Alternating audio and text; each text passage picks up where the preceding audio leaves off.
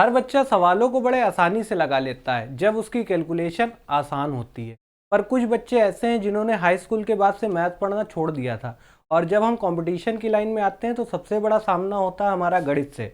गणित में बच्चा कॉन्सेप्ट तो सीख सकता है, रट सकता है, बट कैलकुलेशन उसके ब्रेन पर डिपेंड है।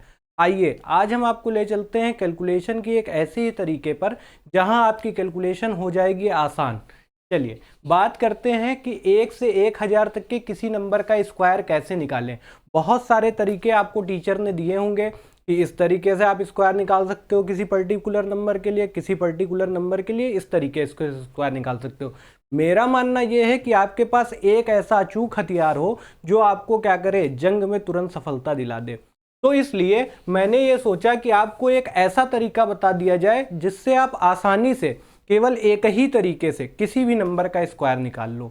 चलिए तो बात करते हैं कि पहले अगर एक छोटा सा तरीका और एक बड़ा स्मॉल सा तरीका सीख लेते हैं कि अगर किसी नंबर का यूनिट डिजिट 5 हो तब स्क्वायर निकालना मुजबानी भर का हो जाएगा, क्योंकि वो तरीका बड़ा आसान है। जैसे मैं कोई नंबर ले लेता हूँ 35। क्या नंबर मैंने ले लिया? 35। अब 35 का स्क्वायर निकालना है तो जिसका भी यूनिट डिजिट 5 हो उसका यूनिट स्क्वायर निकालना बड़ा आसान होता है। जैसे मैंने यहाँ देखा कि यूनिट डिजिट 5 है तो 5 का मैं स्क्वायर लिख लूंगा, और 5 का स्क्वायर सभी बच्चों को पता है कि 5 का स्क्वायर होता है 25, 5 गुणे 5 बराबर 25। अब आगे क्या लिखा है इसको देखना है। आगे लिखा है 3। अच्छा बेटा 3 के बाद क्या आता है? तो आप सभी लोग जानते हैं कि 3 के बाद 4 आता है। तो बस जो 3 के बाद आ रहा है उसका 3 में मल्टीप्लाई करा दो, यानी 4 आएगा तो 4 का मैं 3 में गुणा कर दूंगा तो 4 तियां बन जाएगा 12। देयरफॉर आपका 35 का स्क्वायर निकल चुका है 1225। ठीक, चलिए एक और एग्जांपल लेते हैं और उसको फिर से समझते हैं। जैसे मैं बात कर लूँ 65 की, तो 65 में भी यूनिट डिजिट 5 ही है, तो 5 का स्क्वायर क्या होगा? 25 होगा। और 6 के बाद आएगा क्या? किसी को अगर संख्या में दिक्कत है तो फिर वो भैया पढ़ाई करना छोड़ दे, वो कोई दूसरा धंधा करे। और जिसको ये पता है कि 6 के बाद क्या आता है? 7 आता है, तो बस 6 और 7 का गुणा कर ले तो 6 सत्ते क्या हो जाएगा? 42 हो जाएगा। देयरफॉर 65 का स्क्वायर क्या बन जाएगा? 4225। अब कह दो कि आप भी तो वही बता रहे हैं कि जिसके साथ यूनिट डिजिट 5 होता है उसका स्क्वायर हम कैसे निकालेंगे, पर आपने क्या लिख रखा है कि 1 से 1000 तक के कोई भी नंबर मिल जाए उसका स्क्वायर एक ही तरीका। चलिए मैंने ये बता दिया ताकि इसको आप ओरली कर लें, बट जो मेन हथियार है हमारा उसको सीखते हैं कि अगर कोई भी नंबर आ जाए, जैसे क्या आ गया? 43 आ गया। क्या आ गया बाबू? 43 आ गया। तो 43 का स्क्वायर हम कैसे निकालेंगे? तो यहां पर हमें क्या करना है, यहां पे हमें एक छोटा सा काम कर लेना है और उसकी यूनिट डिजिट को अलग कर लेना है। जैसे 43 था तो 43 की यूनिट डिजिट क्या है? 3 है, यानी 3 को आप क्या कर लीजिए? अलग कर लीजिए। अब 3 का स्क्वायर क्या होता है? आप बोलोगे 3 का स्क्वायर होता है 3 इंटू 3 इज इक्वल टू 9। तो कभी भी कोई नंबर अगर स्क्वायर में सिंगल डिजिट में आ रहा है तो उसे हमें डबल डिजिट बनानी पड़ेगी, और डबल डिजिट बनाने के लिए हम क्या करेंगे? 0 आगे ऐड कर लेंगे, यानी हम 3 का स्क्वायर क्या लिखेंगे? 09 लिखेंगे। फिर आगे क्या लिखा है? आप कहोगे 4 लिखा है, तो 4 का स्क्वायर बाबू क्या होता है? आप कहोगे 16 होता है, तो 4 का स्क्वायर हमने 16 लिख लिया। अब हमें इसका स्क्वायर निकालना था ना, तो स्क्वायर का मतलब यही तो होता है कि 43 का होल स्क्वायर निकालना है। देयरफॉर अब हम क्या करेंगे? 4 को 3 में गुणा कर देंगे, तो 4 दिया कितना हो गया? 12 हो गया।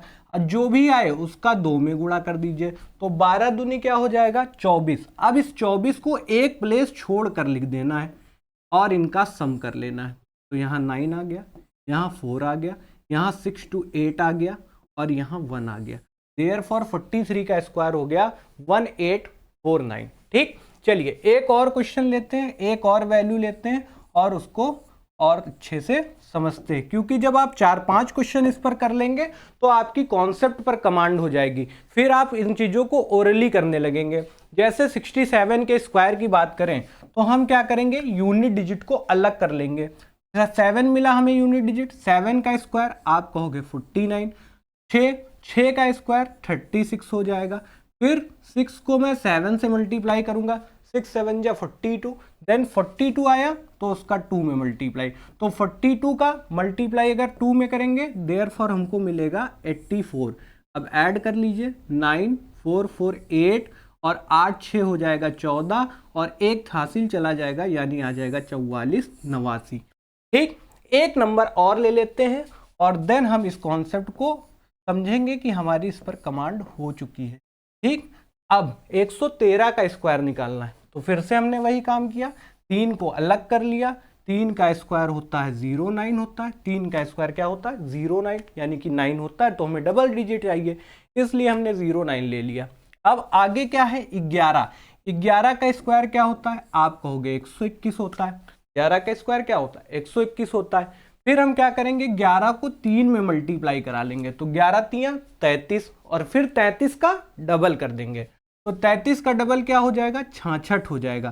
तो एक स्थान छोड़ना है और 66 लिख के इसको ऐड कर देना है तो 0 6 6 और 1 7 और यहाँ 12, तो आंसर आ जाएगा आपका 12 7 6 9। ठीक, आई होप आपको ये चीज़ें समझ में आई होंगी जो आपके कैलकुलेशन में हमेशा आपको फायदा करेगी। मिलेंगे ही ऐसी ऐसी छोटे से कैप्सूल्स के साथ जिससे आप कॉन्सेप्ट पर कमांड कर सके और अपनी कैलकुलेशन को तेजी से कर सके, जिससे आपका एग्जाम टाइम में समय बच सके। धन्यवाद, नमस्कार।